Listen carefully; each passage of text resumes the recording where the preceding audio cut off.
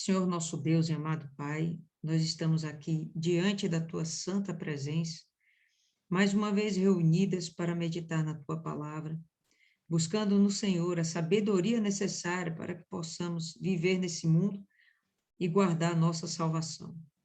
Que o Senhor venha colocar dentro da gente o entendimento de tudo que o Senhor percebe que nós ainda precisamos saber e aprender. Que o Senhor venha cuidar da gente, zelar, meu Pai, pela nossa salvação, fazendo aquilo que nós mesmas não sabemos fazer. Pedimos que o Senhor venha abrir o nosso entendimento, iluminar os nossos pensamentos, fazer com que os nossos ouvidos estejam atentos à Tua palavra, para que a gente não venha perder nada de todo o conteúdo que o Senhor vai ministrar sobre as nossas vidas hoje. Usa, meu Pai, os lábios de cada uma de nós, para que possamos estar falando umas às outras, de forma que estejamos fortalecendo a fé de cada uma. Nós entregamos essa meditação em Tuas mãos e, obviamente, meu Pai, pedimos que o Teu Espírito esteja conduzindo tudo isso, porque senão estaremos aqui em vão. Então, que o Teu Espírito esteja à nossa frente para abrir o nosso entendimento e nos dar o Teu conhecimento. Em nome do Pai, do Filho e do Espírito Santo, desde já nós te agradecemos. Amém. E graças a Deus. Amém, povo lindo. Hoje nós vamos dar continuidade ao livro de João, estamos no capítulo 3. Então você pega a sua Bíblia aí, abre aí, João capítulo 3, vamos começar. Havia entre os fariseus um homem chamado Nicodemos, um dos principais dos judeus. Na sua Bíblia pode estar escrito também um dos governantes dos judeus ou governante dos judeus. E aí a gente vai dar uma pausazinha para identificar quem é esse rapaz tão interessante que é o Nicodemos. Como a palavra aqui está falando, ele é um fariseu. E no momento que posiciona ele como príncipe dos judeus, principal dos judeus ou governante dos judeus, significa que ele faz parte do Sinédrio. Lembra que o Sinédrio é a reunião, né, dos principais saduceus, fariseus, os líderes de Israel, tanto políticos como religiosos, que tinham o poder de arbitrar sobre Israel, de governar sobre Israel, né? Então, se eles tinham uma causa para ser resolvida, né, hoje a gente levaria aonde? Ao Supremo Tribunal Federal. Tem uma causa para ser resolvida, né? Ninguém pode resolver, pronto, leva para o Supremo Tribunal Federal.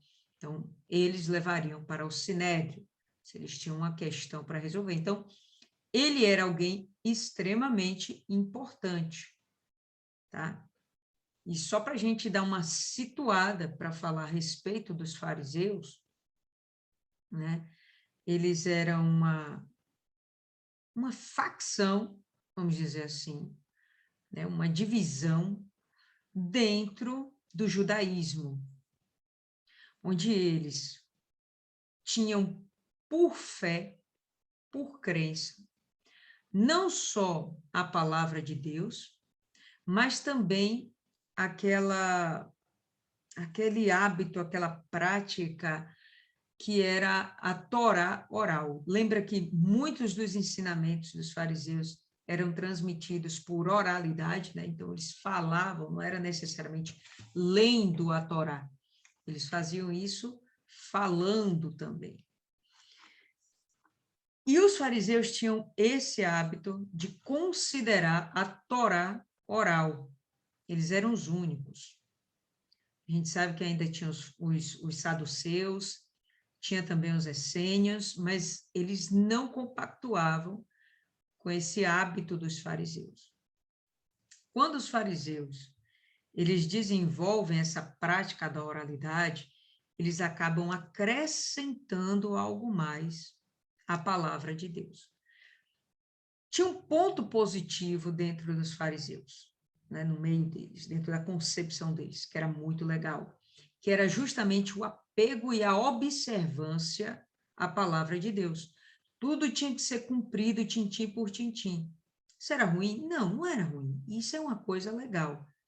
Eles obedeciam a palavra de Deus e eles se preocupavam em praticar. Quando Israel estava se perdendo no caminho rumo à idolatria, os fariseus quem teve esse cuidado de trazer Israel novamente para Jesus. Ou melhor, né? Jesus ainda não estava nesse momento, mas vocês entendem. Trazer Israel para os caminhos de Deus. Só que aí o que acontece? São eles, inclusive, que criam as sinagogas, as escolas de ensino. Isso está a cargo dos fariseus. Só que o que acontece? Eles vêm com essa tradição oral e eles começam a acrescentar coisas à palavra de Deus. Nesse momento já não é legal. Porque eles acreditam que a salvação vem pelo cumprimento da lei, cumprimento da Torá, o Pentateuco, as leis mosaicas, os ensinamentos de Moisés. Ok, até aí ainda vai.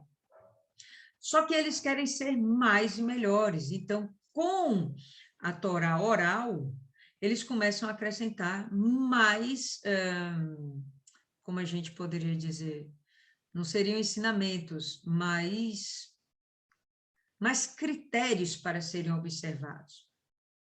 Eles acrescentam peso na lei, de forma tal que essa lei começa a ficar extremamente pesada, até mesmo para eles observarem.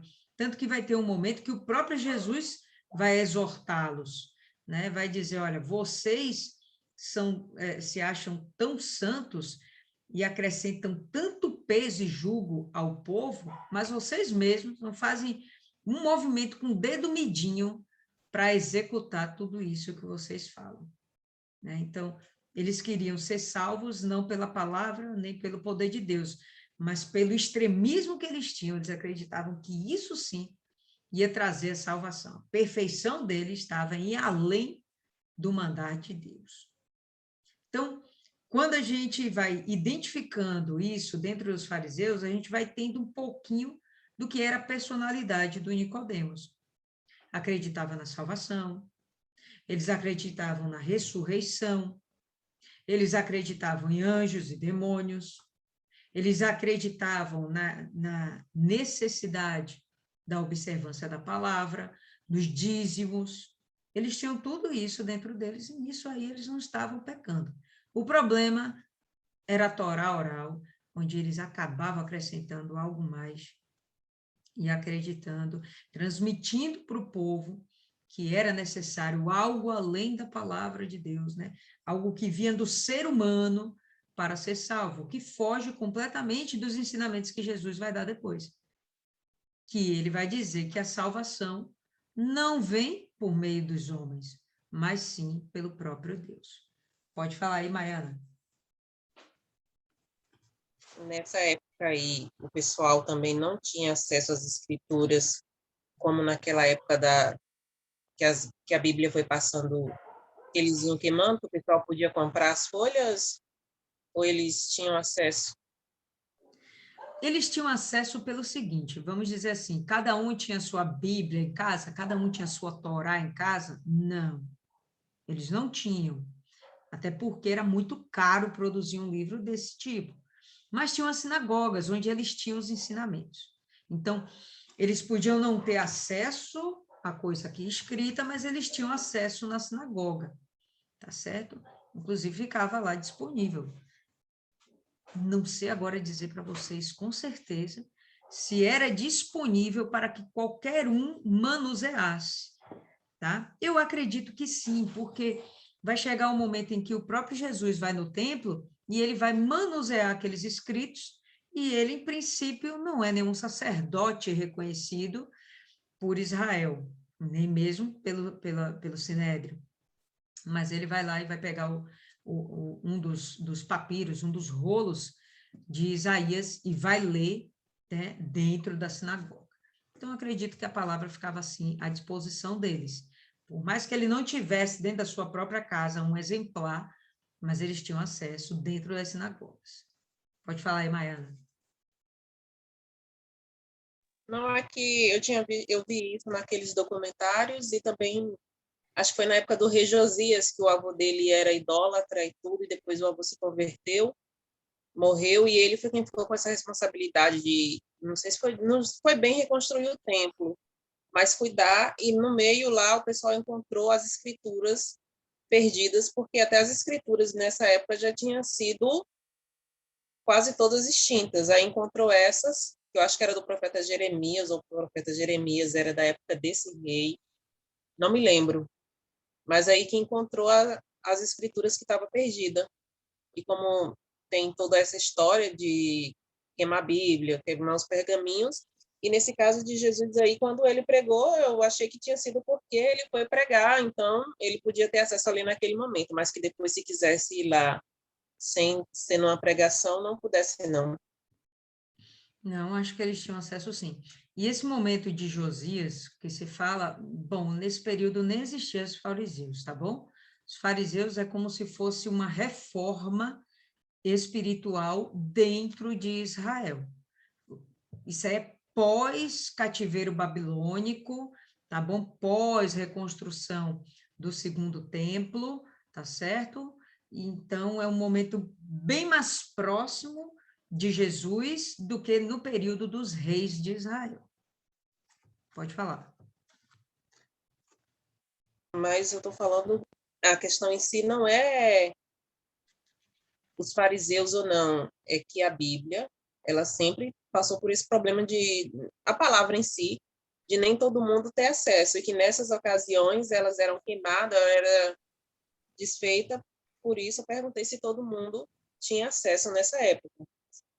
Pronto, então o que eu estou querendo justamente é situar você. Essa época de Josias não tem nada a ver com essa época agora dos fariseus, tá bom? Então, nessa época dos fariseus, os fariseus vão fazer questão que todos tenham acesso à palavra, ainda que necessariamente não tenham um exemplar dentro de casa. Eles vão fazer questão. Dos fariseus é que vem os escribas.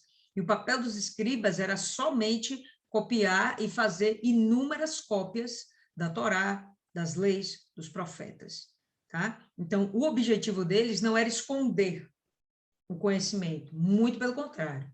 Eles tinham essa consciência que para Israel ter comunhão com Deus, eles tinham que entender, tinham que conhecer a palavra de Deus. Então, isso não era escondido, tá certo? Essa questão da Bíblia ser escondida, isso aí já é depois de tudo isso, depois que se inicia realmente o cristianismo, tá certo? Depois de Roma cair, quando vem o período em que a Igreja Católica, na Idade Média, assume o poderio político e religioso, né, no mundo daquele período, e aí eles vão recolher a palavra de Deus. E aí realmente eles não vão permitir que seja disseminada. Não só a palavra de Deus, como qualquer coisa que se misture com cultura, que tenha a ver com conhecimento, né, com aprendizado, com ensinos. A Igreja Católica vai aprender tudo, né? Por isso é chamada a Idade das Trevas, que ali as pessoas viviam nas trevas no sentido de não ter a luz do conhecimento. Deu para entender aí? Então, os fariseus, eles tinham esse objetivo de pregar a palavra e até aí está tudo certo.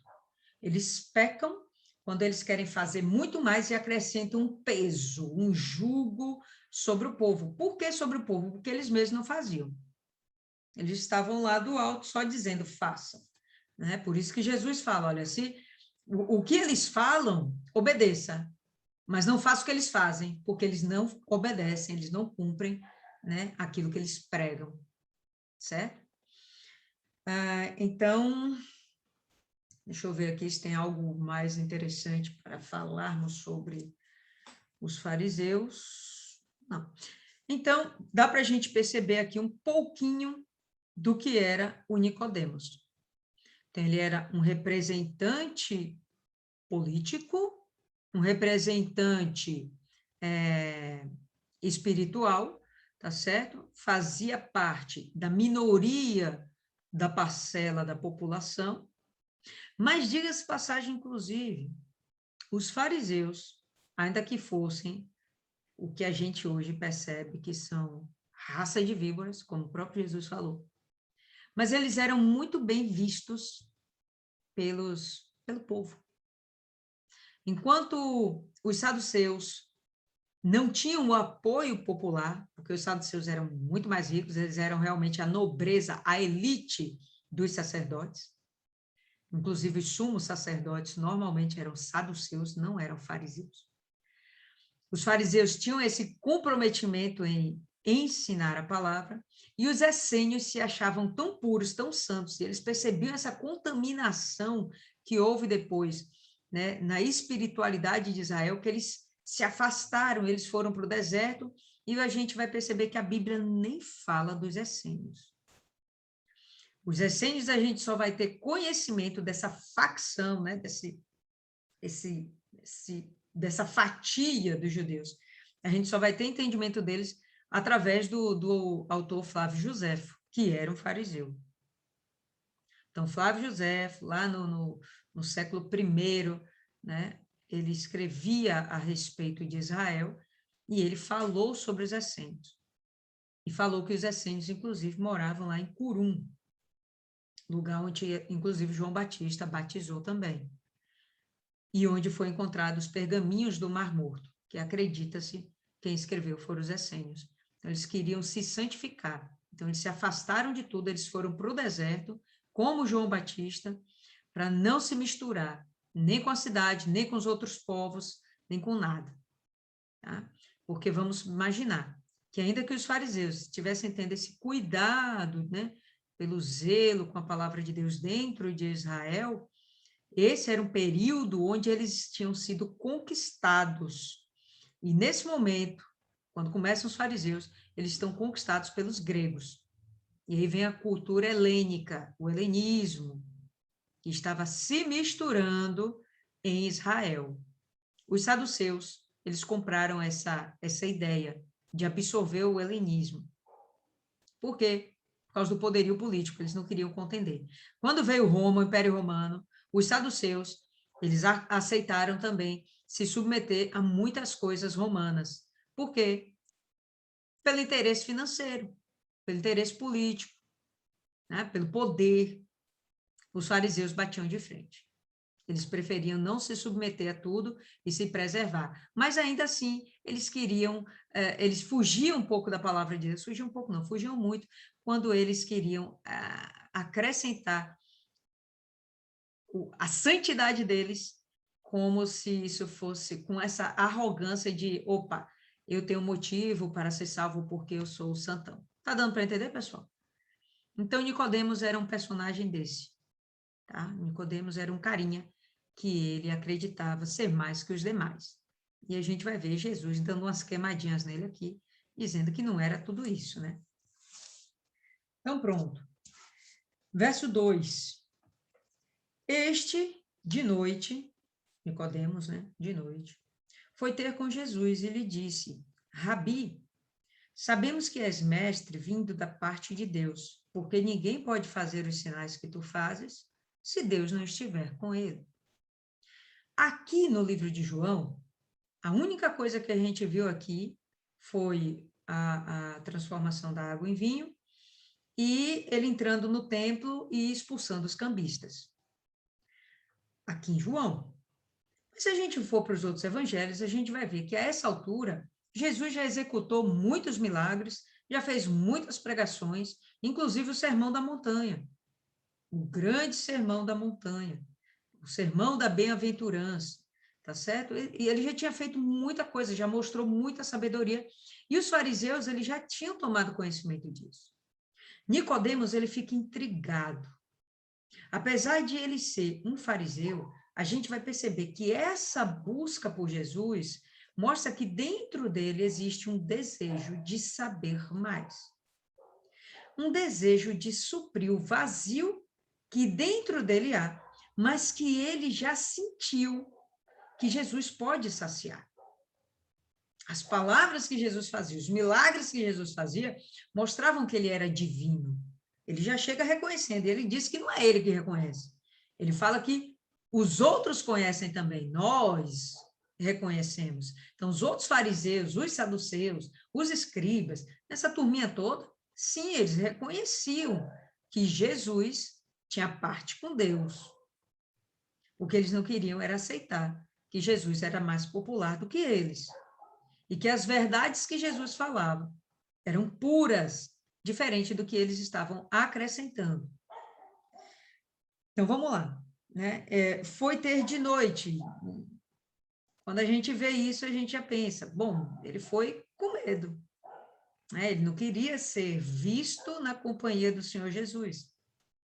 Jesus estava no templo, Jesus estava por aí, Jesus estava andando. Por que que ele não foi em outro momento? Por que que ele vai justamente, em particular, numa noite? Ele não queria ser reconhecido junto com Jesus. Mas, contudo, tem uma parte boa nisso. Ele ainda queria ouvir Jesus. Ainda que ele tivesse medo, ele queria ter esse encontro com o Senhor Jesus.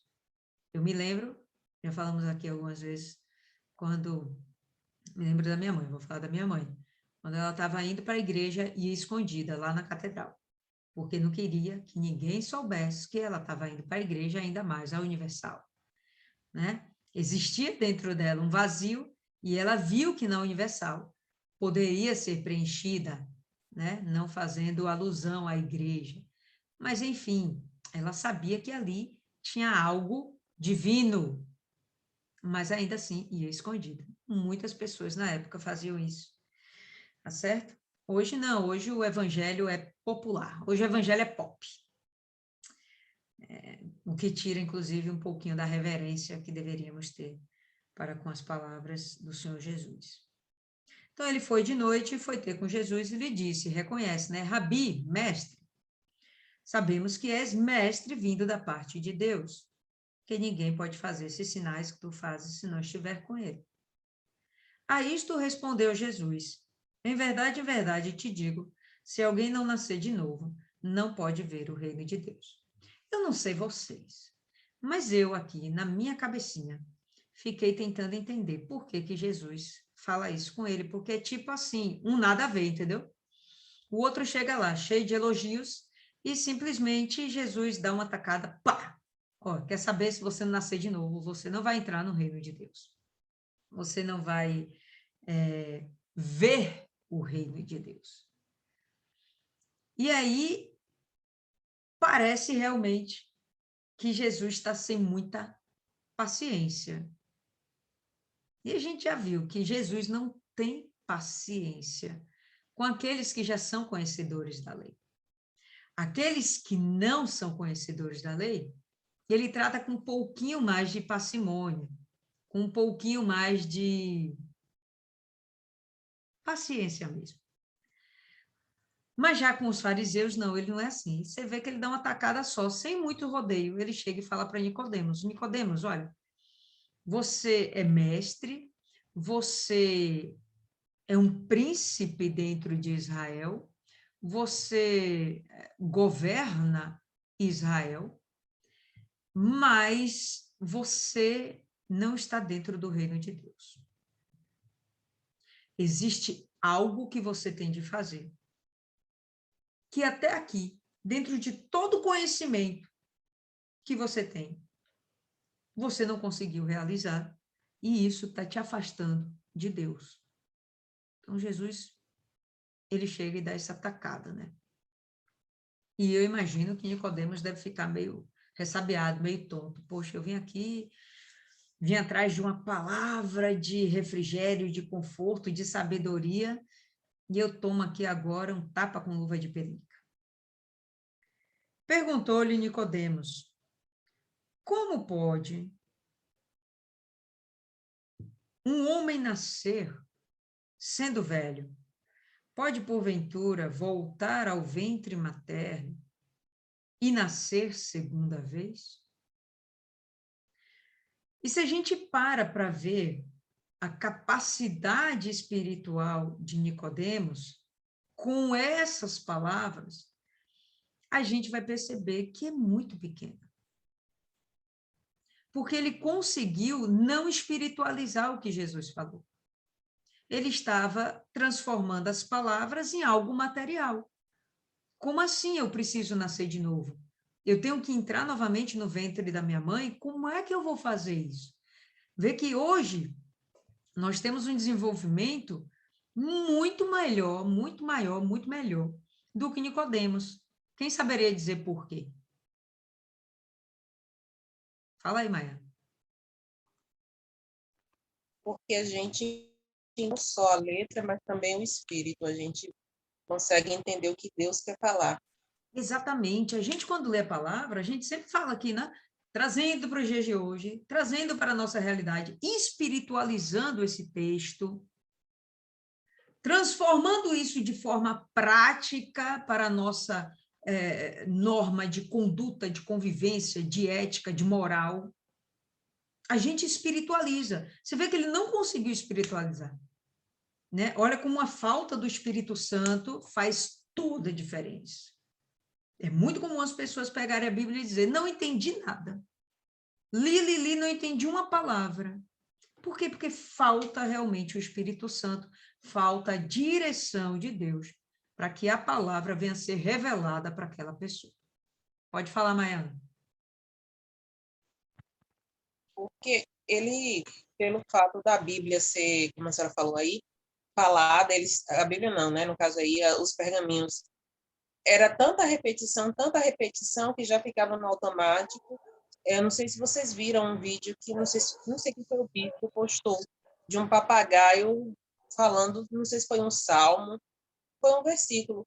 Aí o pastor falou, ele está só repetindo, é o que muitas pessoas fazem, repete a Bíblia, não entende o contexto, não consegue colocar ele encaixar em uma situação e vai só repetindo o que já ouviu, já ouviu. Ele aqui, a intenção dele foi boa.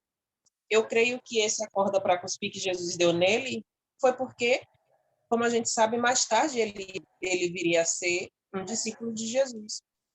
Havia nele a sinceridade de querer realmente algo mais forte com Deus. Exato. E o bacana é que até aqui ele poderia ter, tomou o tapinha de luva de pelica dele, ele podia cair fora simplesmente com a arrogância, né, e o orgulho que ele pudesse ter. Mas não, velho, ele continua. Ele continua pacientemente e sedento de querer entender. Meu Deus, o que foi isso que esse homem falou que eu não entendi nada? Como é isso de nascer de novo? E se está mostrando que ele tem desejo de nascer de novo, é porque ele quer ver o reino de Deus. Ele acredita em vida após a morte. E ele sabe que isso passa por Deus. Ele entende, ele acredita no Messias. Nicodemos é um cara que ele tem toda a letra, como Maiana aí falou, ele sabe que o Messias existe, né? Sabe que o Messias viria, sabe que essa promessa de Deus, essa profecia dos profetas já existia.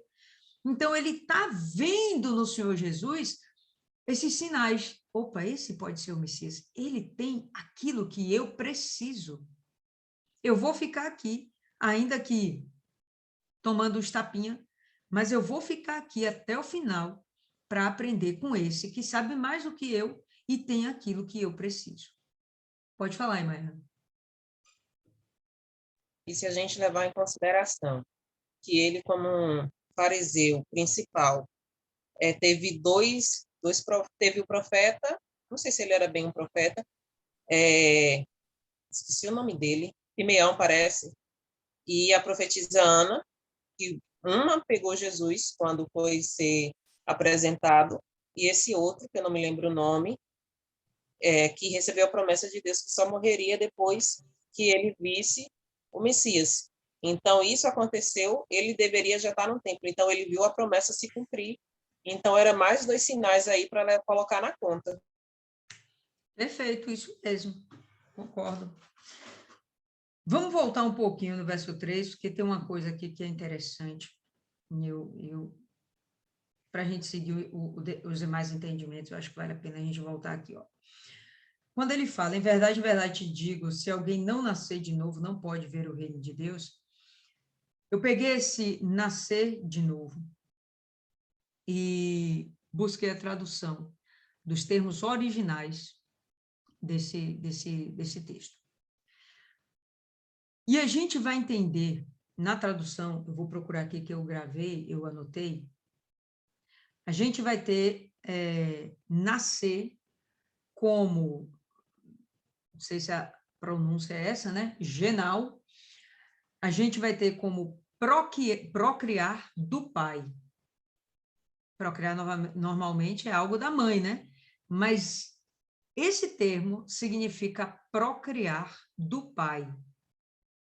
Já é algo sugestivo. Significa também, né? Regenerar, gerar, nascer, conceber e ser liberto. São outros entendimentos desse termo grego que a gente viu aqui no português como nascer. No grego é algo mais rico, significa procriar do pai, ou vamos lá, nascer do pai. Aí a gente vem para o novo, né? De novo, novamente, tá? Aí a gente vai ter o seguinte, anotem é o termo grego, viu, pessoal? Anotem. Que significa de cima, o primeiro, do começo, do topo, de novo. Traduzindo, né, o entendimento que eu tive e que o Senhor Jesus quer dizer e que eu acho que o português não trouxe de uma forma tão clara. Ele quer dizer o seguinte, que se a gente não nascer do alto e se não nascer do Pai, a gente não vai poder ver o reino de Deus. Entendendo isso aqui, o resto do texto, eu acho que vai ficar até mais fácil da gente compreender. Esse nascer de novo significa, de fato, nascer de Deus, nascer do Pai. A gente fala isso sempre, tem que nascer de Deus, tem que nascer de Deus. Mas às vezes a gente fala de uma forma mecânica e não consegue compreender de fato, né, a raiz desse entendimento. Então, de fato, isso vem de Deus, não é da gente, não é um esforço necessariamente nosso, é Deus que faz acontecer. E eu vou lhe ser sincera, pessoal, teve algo aqui nesses textos que a gente está lendo que, para mim, é uma novidade. Vamos lá para frente que a gente vai desenvolver isso mais. Se a gente pega esse entendimento de que esse nascer não depende da gente, esse nascer de novo, esse nascer de Deus não depende da gente, a gente vai entender que, de fato, vamos precisar do Espírito Santo para isso. Fica claro? Fica mega claro se a gente fala assim. Só que aqui a gente vai entender o seguinte, que para ver todo esse desenrolar de nascer de novo, a gente vai precisar do arrependimento. E se vocês conseguem me acompanhar. Para vocês, o que vem primeiro? O arrependimento ou o novo nascimento? Arrependimento. Fala aí, Isis. Arrependimento, claro. Para você nascer de novo, você tem que morrer primeiro. Claro, né? Tá certo. Adriana?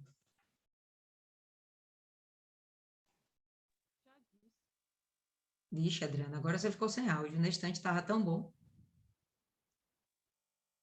O arrependimento.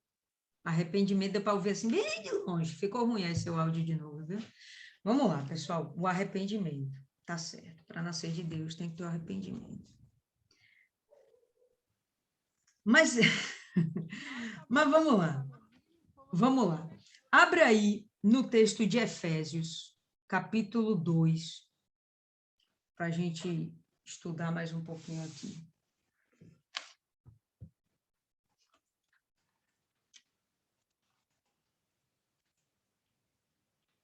Tá ruim seu áudio, Adriano.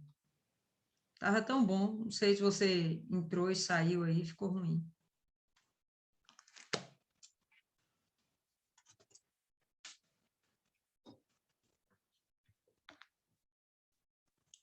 Dois o quê? Só capítulo 2. Agora que eu entendi aqui, Maiana, e eu peguei a caneta.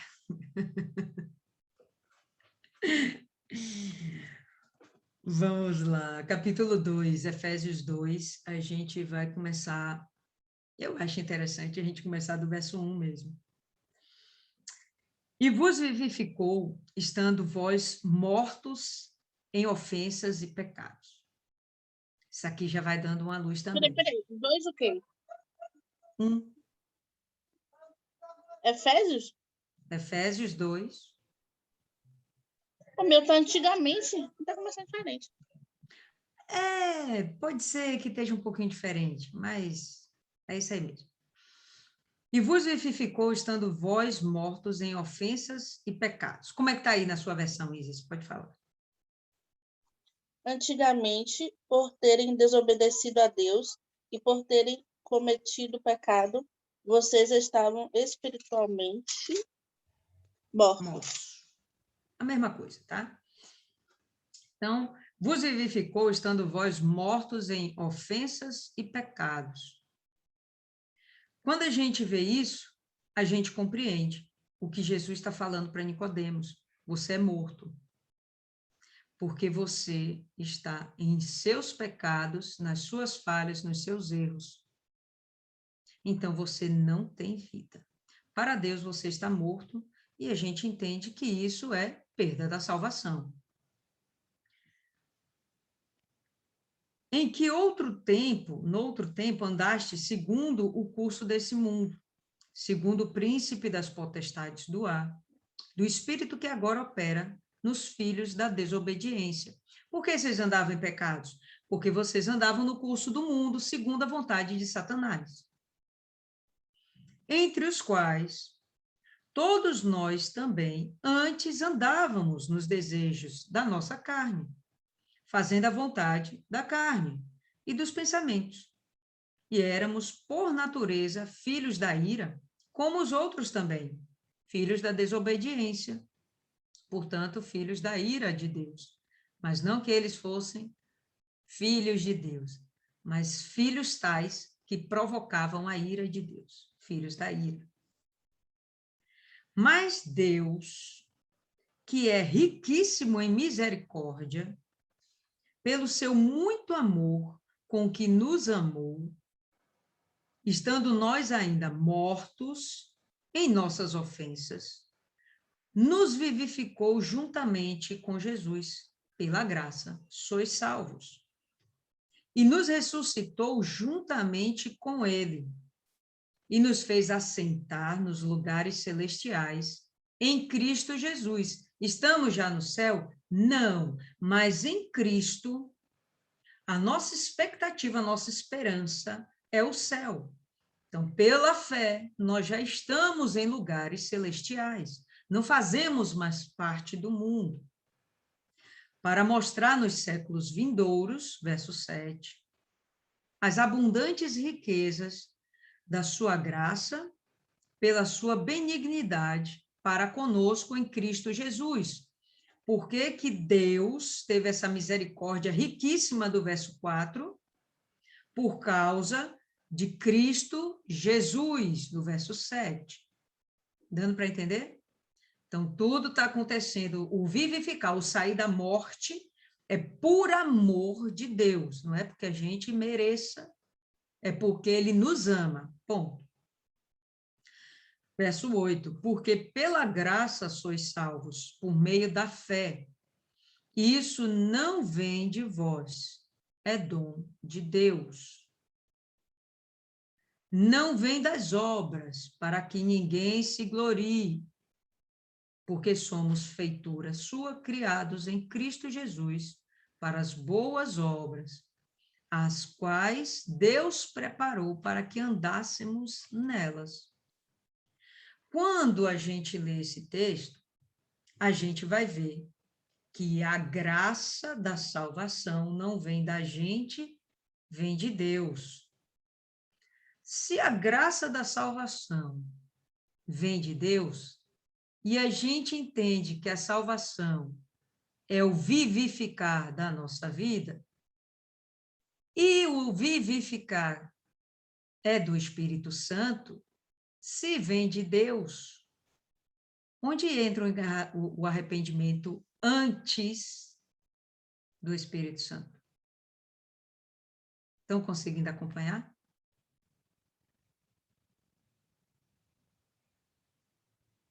É confuso, né? Eu estou falando, eu também fiquei assim meio, como é isso? Vamos abrir um outro texto falar? aí. Pode, fale. Eu entendo que Deus já fez a parte dele, mas eu tenho que fazer a minha. A graça da salvação está aí para todo mundo, mas se a pessoa não se arrepender e não fizer o sacrifício dela, ninguém vai ter acesso.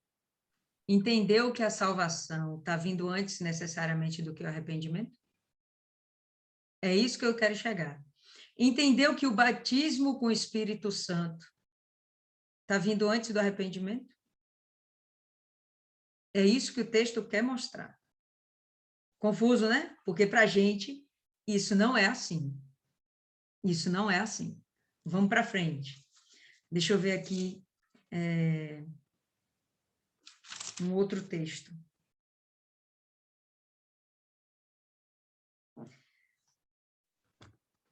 Abre aí em Colossenses, capítulo 2.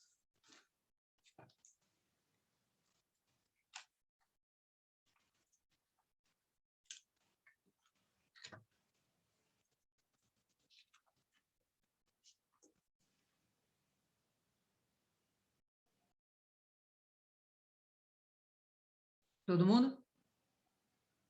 Colossenses, depois aí de Efésios. Acorda, Adriana, acorde, acorde.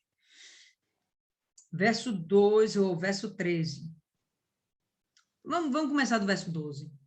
Sepultados com ele no batismo, nele também ressuscitastes pela fé no poder de Deus, que o ressuscitou dentre os mortos. E quando vós estáveis mortos nos pecados e na incircuncisão da vossa carne, vos vivificou juntamente com ele, perdoando todas as ofensas. Vocês estão vendo aí que o arrependimento ainda não veio? É por amor que Deus está perdoando, necessariamente a gente ainda não tem um arrependimento, mas a gente já está sendo ressuscitado, vamos dizer assim. Não é ressuscitado a palavra certa, é vivificado mesmo. Estamos sendo vivificados no Espírito, estamos saindo da morte, estamos tendo acesso à salvação, mas ainda não houve arrependimento. Estão dando para perceber? Vamos no outro texto, que inclusive é no próprio João. Entra em João, vai no capítulo 1 mesmo.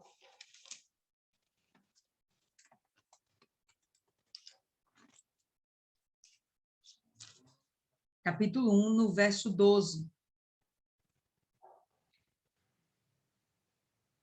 Mas a todos quantos o receberam, deu-lhes o poder de serem feitos filhos de Deus, aos que creem no seu nome, os quais não nasceram do sangue, nem da vontade da carne, nem da vontade do homem, mas de Deus.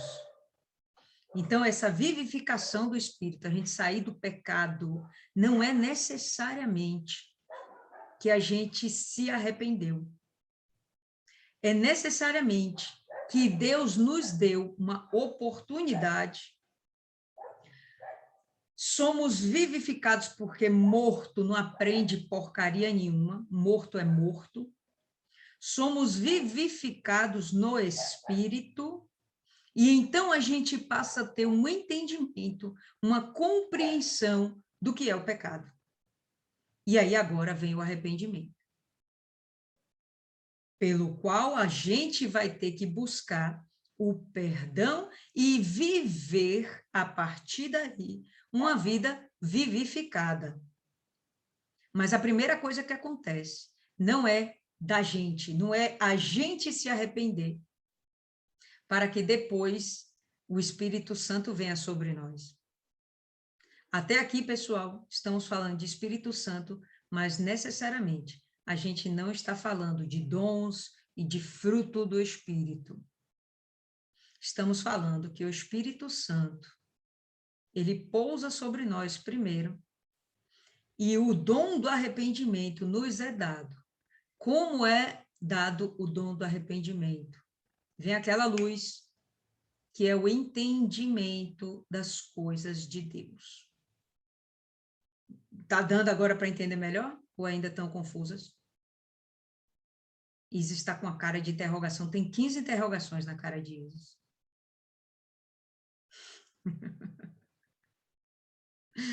Fala aí, Isis. Fala aí o que você não está entendendo, o que você não está pegando. Não, até aí eu entendi. Então, o que é pecado para você não é pecado para mim, porque isso é uma relação entre mim e o Espírito Santo.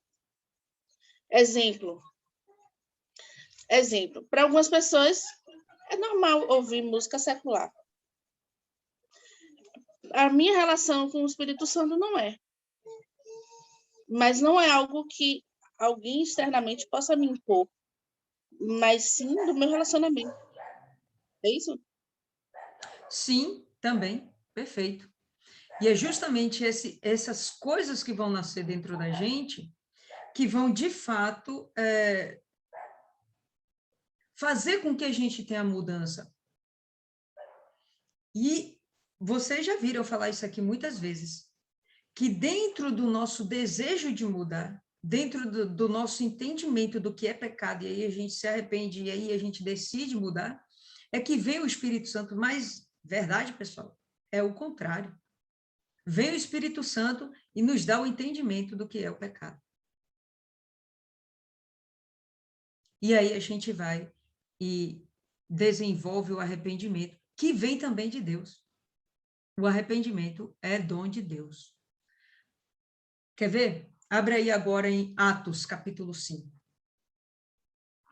Atos aí logo depois de João, né? Capítulo 5.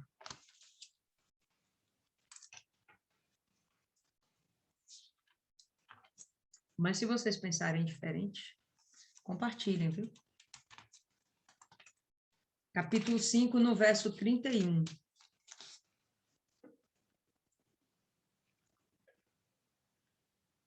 Todo mundo?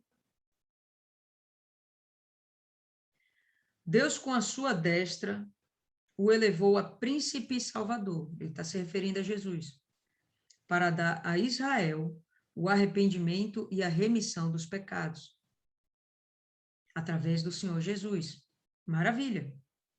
Ou seja, não vem da gente. E nós somos testemunhas acerca destas palavras, nós e também o Espírito Santo, que Deus deu àqueles que lhe obedecem. O desejo que existe dentro da pessoa de conhecer a Deus, que é isso que Nicodemos está manifestando, o desejo de conhecer, vai fazer com que Deus dê a ele o Espírito. E a partir daí, ele vem a ter entendimento. Depois do entendimento, né?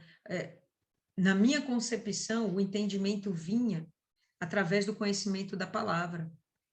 Hoje eu estou percebendo uma outra coisa. O entendimento da palavra vem porque o Espírito Santo já está dentro da gente. Já está operando na gente. Estão conseguindo compreender isso aí agora? Está ficando mais claro? Tá? Vamos aí para outro texto que eu acho interessante. 2 Timóteo. Vai lá para frente.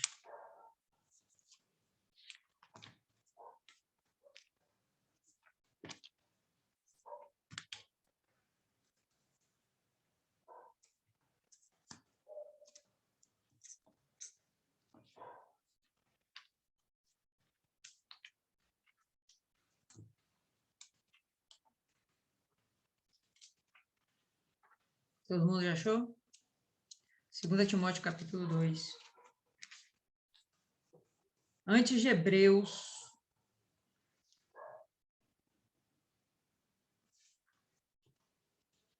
depois de Tessalonicenses.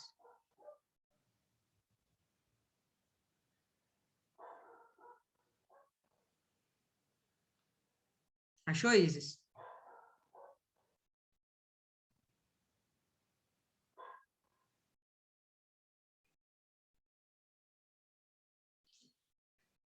2 Timóteo, capítulo 2, no verso 19. 19. Vou ver aqui também. Aqui.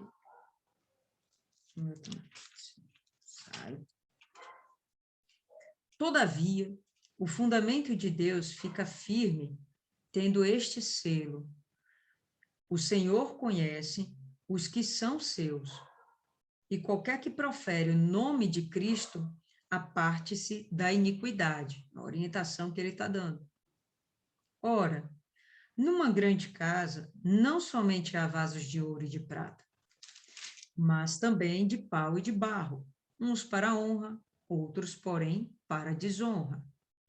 De sorte que, se alguém se purificar destas coisas, será vaso de honra, santificado e idôneo para o uso do Senhor e preparado para toda boa obra. Se santificar do quê, pessoal? Se santificar das coisas que ele fala antes do verso 18, que ele vai falar das imundícies do mundo. Ele está, né, Paulo está alertando Timóteo, olha, não se envolve com as coisas do mundo, não se envolva com as paixões da mocidade, e aí ele vai, não se envolva com contendas desnecessárias, aí ele vai dando todas as orientações, tá?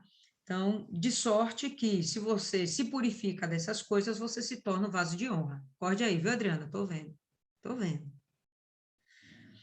Foge também das paixões da mocidade, segue a justiça, a fé, o amor e a paz, com os que, com o coração puro, invocam o Senhor. Rejeita as questões loucas e sem instrução, sabendo que produzem contendas.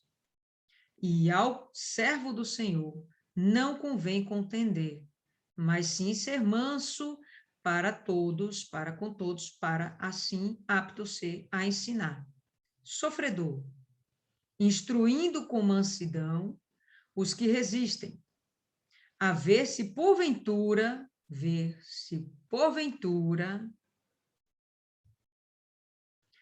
Deus lhes dará arrependimento para conhecerem a verdade. Então, o arrependimento não vem da gente. O arrependimento vem de Deus, de fato. Entendeu? Esse texto aqui deixa mais claro. Instruindo com mansidão, ensinando a palavra de Deus, ensinando o proceder que Deus quer, com mansidão aos que resistem, mesmo aqueles que são turrões, né? Cabeça dura. A ver se, porventura, Deus lhes dará arrependimento para conhecerem a verdade. Bom, a nossa obrigação é pregar. Deixa que Deus opere. Nossa missão é pregar. A gente não tem que converter ninguém. Quem converte, quem convence do pecado? O Espírito Santo. E tornarem a despertar, desprendendo-se dos laços do diabo, em que a vontade deles estão presos.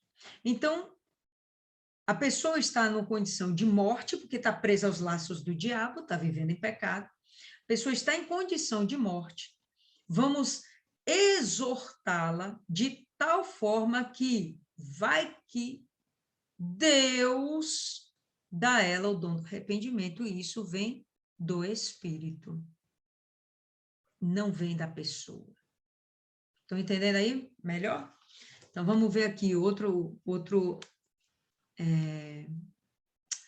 texto que vale a pena. Romanos, capítulo 9.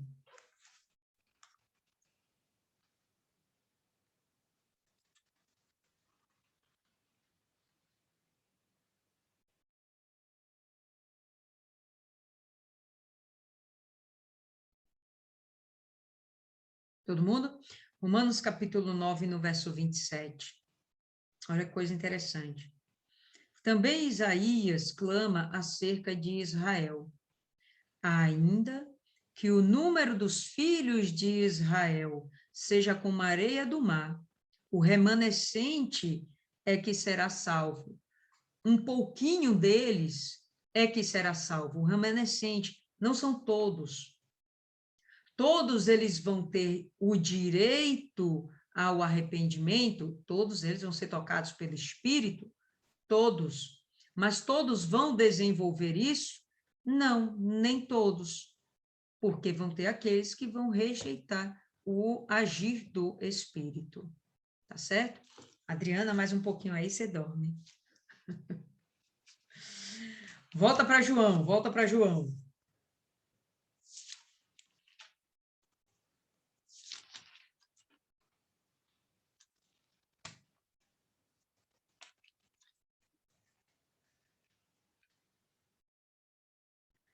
João, pessoal, aí no capítulo 5.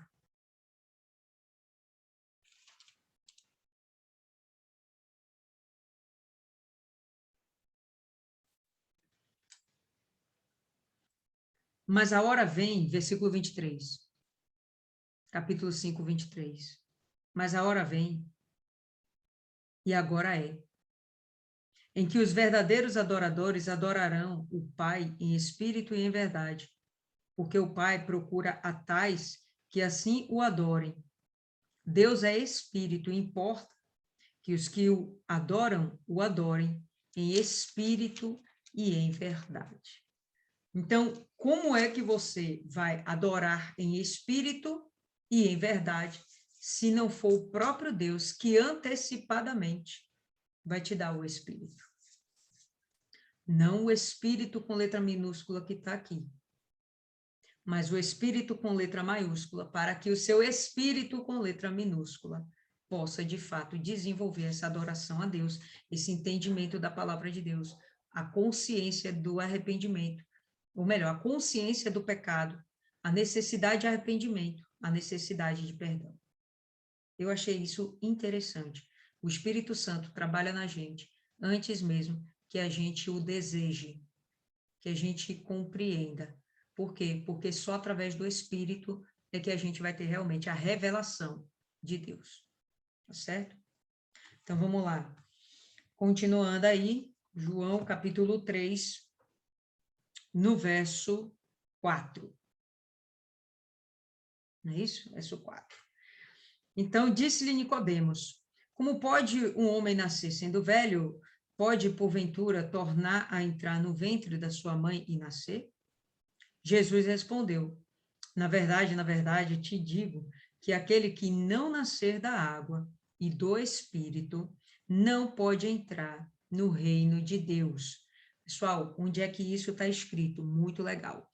Abre aí Ezequiel. Ezequiel, no capítulo 36.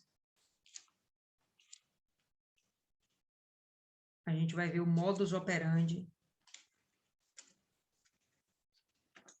de Deus. Todo mundo? Ezequiel 36, no capítulo, ou no versículo 25. Então, aspergirei água pura Você sobre... devia me esperar, porque eu nem sei onde é Ezequiel. Tá, Eu nem sabia que ele estava na Bíblia. tá certo.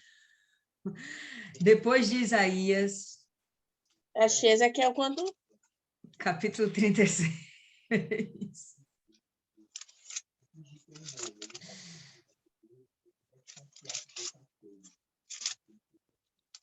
Sei que Ezequiel era meu tio.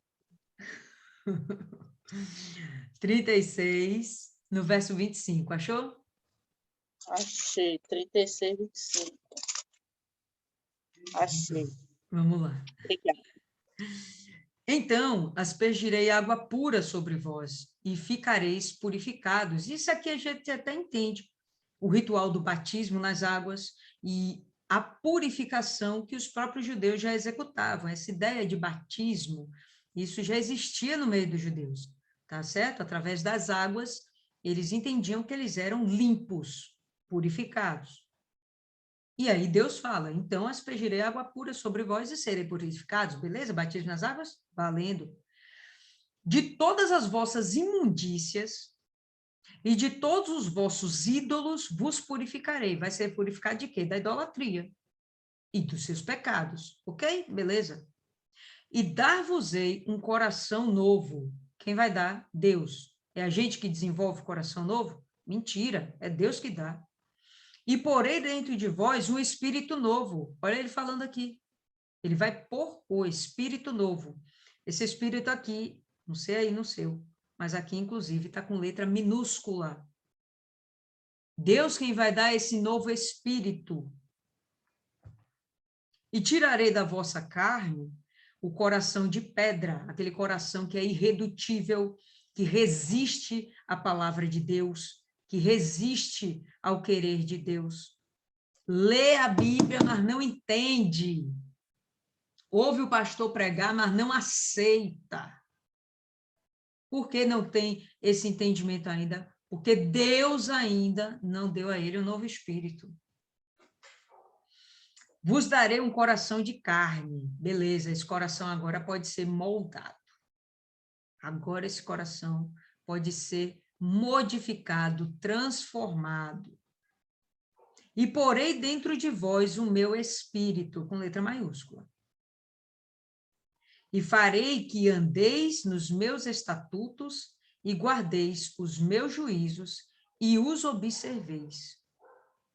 Então, o Espírito Santo vai fazer com que a gente desenvolva esse desejo de fazer as coisas de Deus, esse desejo de obedecer todo o mandar de Deus. Isso, para mim, pessoal, sinceramente, não sei aí para vocês, se vocês estão acompanhando o meu raciocínio, mas é um entendimento novo que eu tenho. Porque eu tinha um entendimento de que eu desejo fazer a coisa, mas não é verdade. É Deus que deseja fazer a coisa dentro da gente. E Deus é quem nos dá o Espírito, Deus é quem nos vivifica, Deus é que nos tira da morte do pecado, das trevas, tá? Sem a luz, sem a palavra. E a partir daí, a gente começa a desenvolver o desejo por Deus. A partir daí, a gente já desenvolve o desejo de obedecer a Deus, de querer obedecer a Deus. Enquanto isso não acontece, é porque realmente o Espírito Santo não nos foi dado e a palavra não está nos sendo revelada. Deus não está sendo revelado para a gente. Tá bom? Bom, por mim, hoje, a gente para por aqui. Que é muita coisa para a gente aí agora ruminar e destrinchar, né, como entendimento, para depois a gente evoluir para o resto do livro. Diga, Isis. Isis está com a cara de radiante.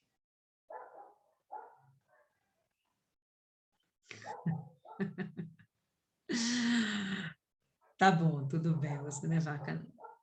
Tá certo, pessoal? Então, a gente vai parar por aqui hoje e depois a gente vai continuar, tá certo? Nascido da carne é carne, o que é nascido do espírito é espírito, e aí a gente vai ver Jesus ensinando mais e mais em Nicodemos.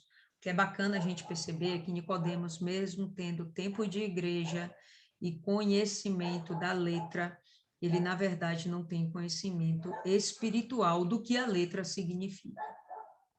Já existia as profecias de que o Messias viria e restauraria o reino de Israel.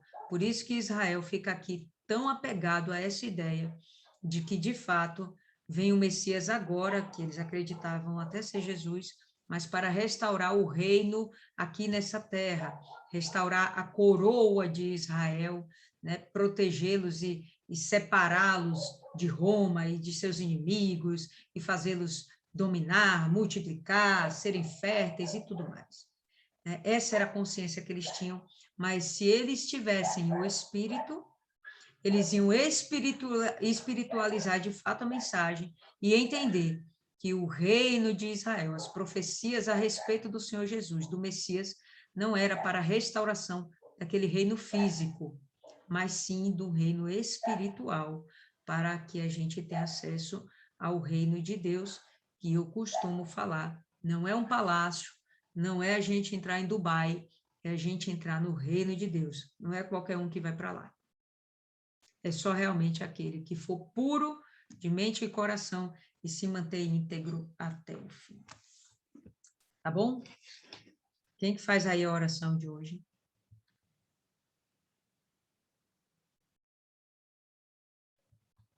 A gente não vai nem ouvir a opinião de cada um.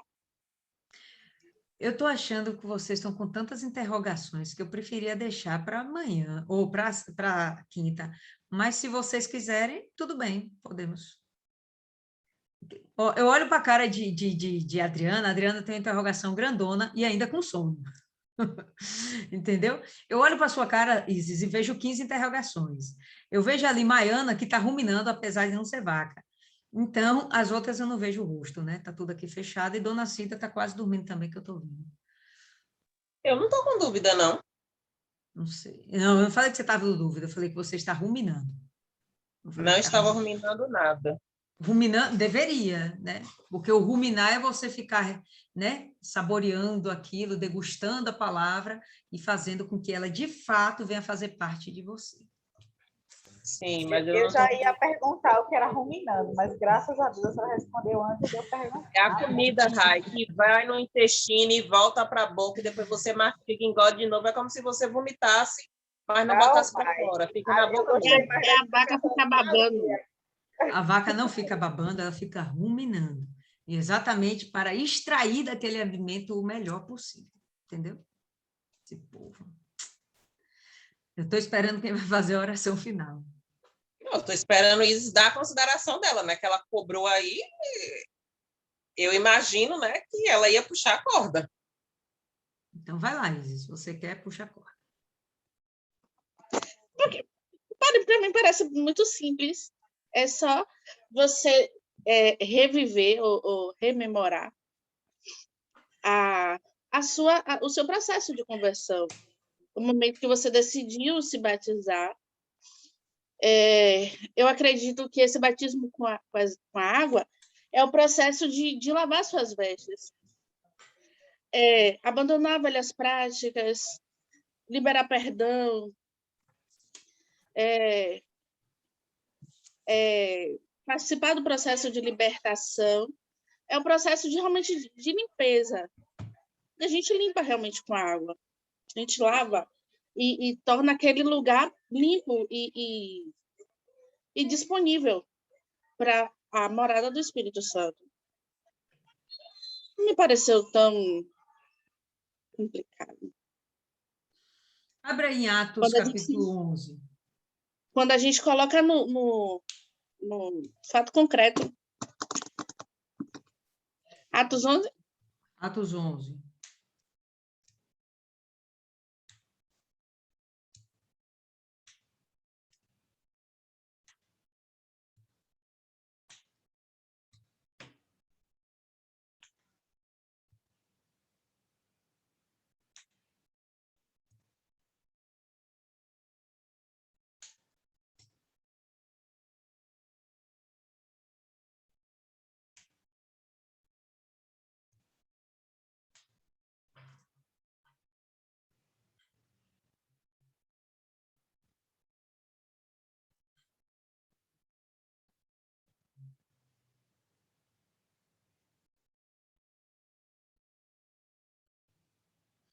Em Atos 10, vocês vão lembrar que teve aquele episódio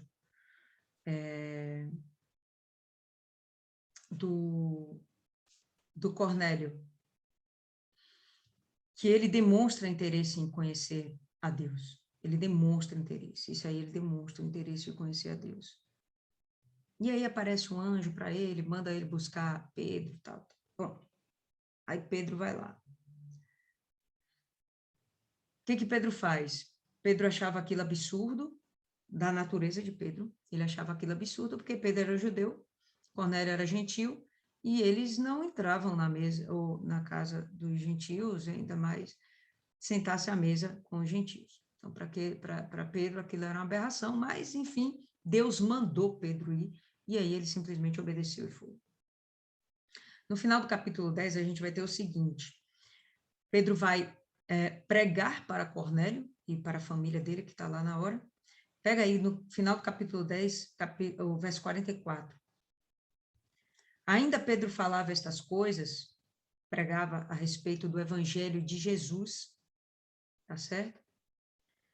Ainda Pedro falava estas coisas quando caiu o Espírito Santo sobre todos os que ouviam a palavra. E os fiéis que eram da circuncisão, que vieram com Pedro, né? Então, Pedro estava lá com outros discípulos, né?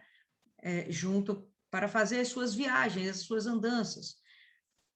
Os fiéis que eram da circuncisão, ou seja, judeus, que vieram com Pedro, admiraram-se, porque também sobre os gentios foi derramado o dom do Espírito Santo, pois os ouviram falando em línguas e engrandecendo a Deus. Então perguntou Pedro: porventura, pode alguém recusar a água para que não sejam batizados estes que, assim como nós, receberam o Espírito Santo?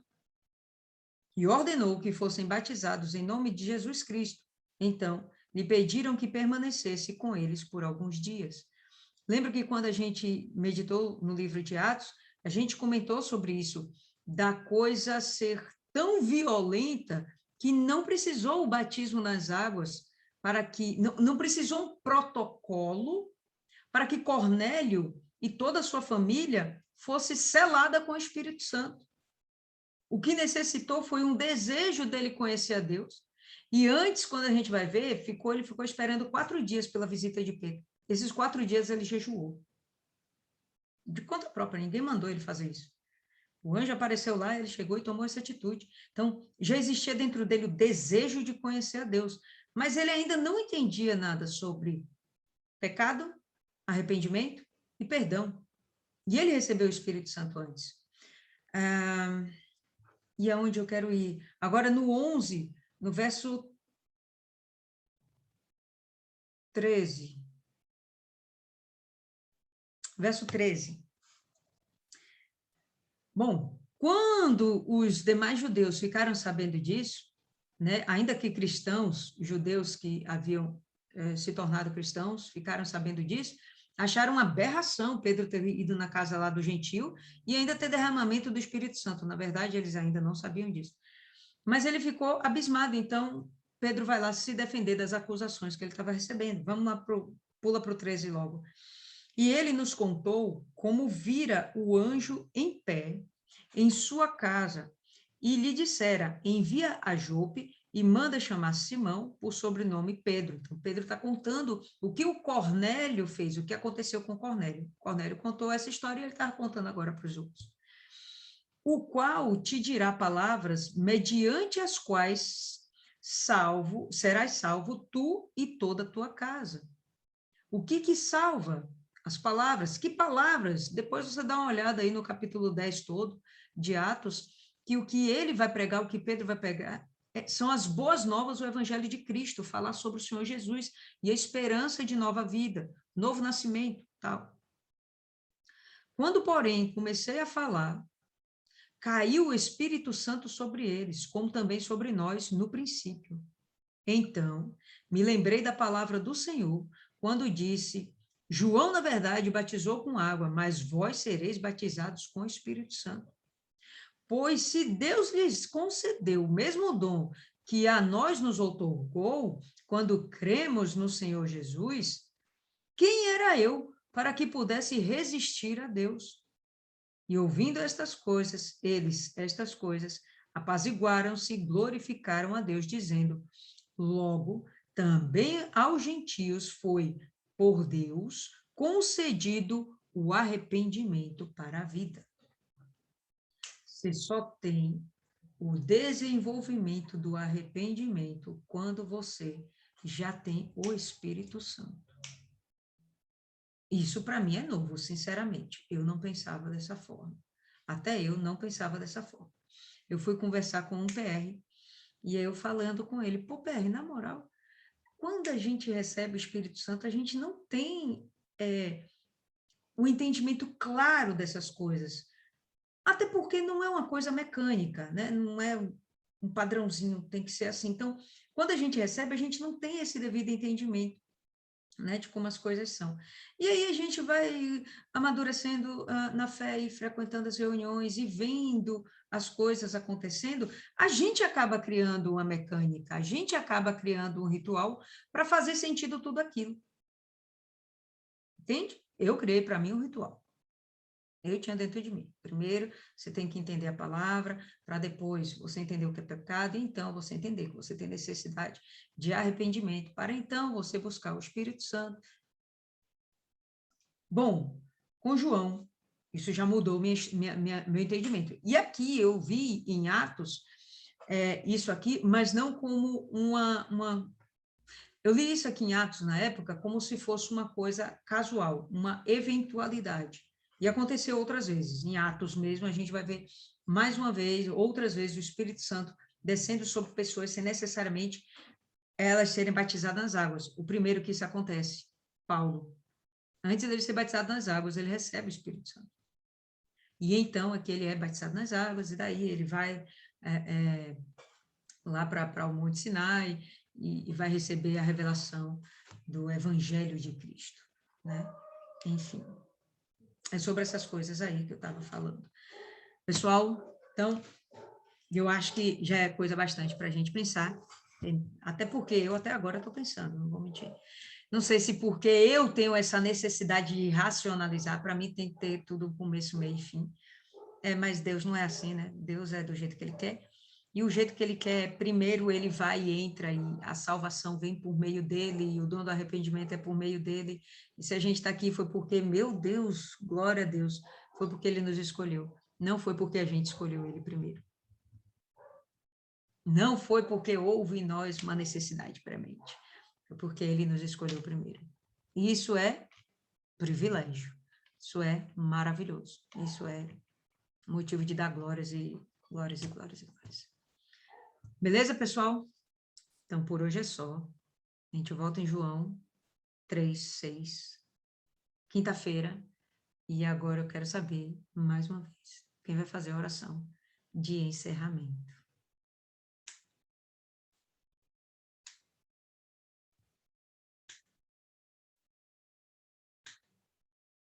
Ninguém se manifesta, eu vou orar.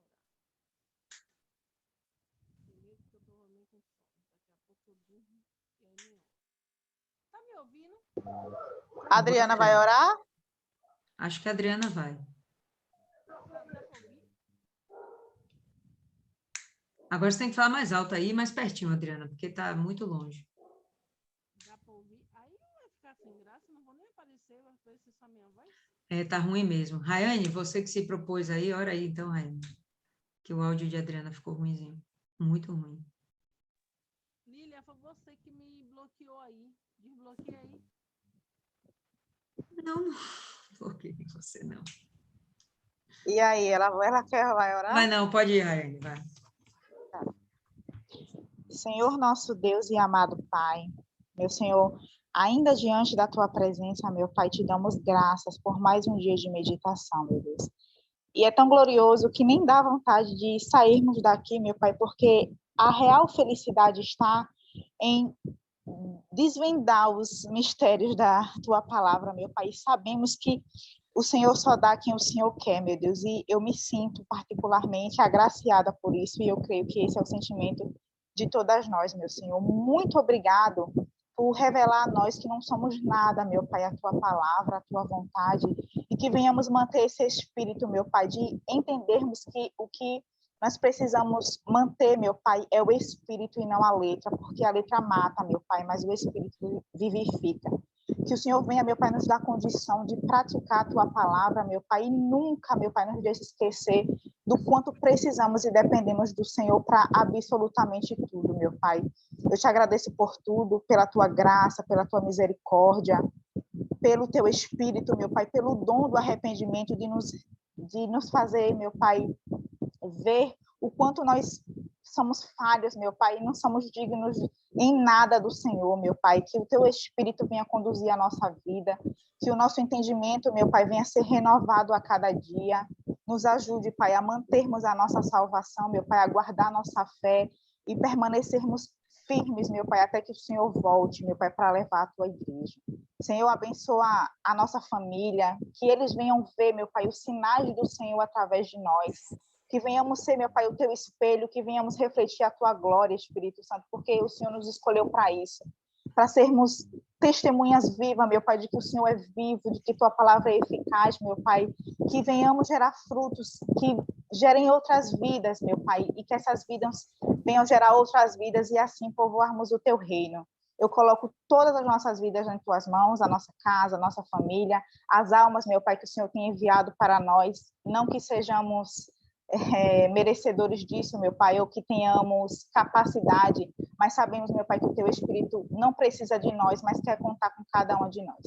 Eu te agradeço por tudo, em nome do Pai, do Filho e do Espírito Santo. Amém. Graças a Deus. Amém, graças a Deus. Amém, pessoal. Então, por hoje é só. E a gente continua quinta-feira. Eita.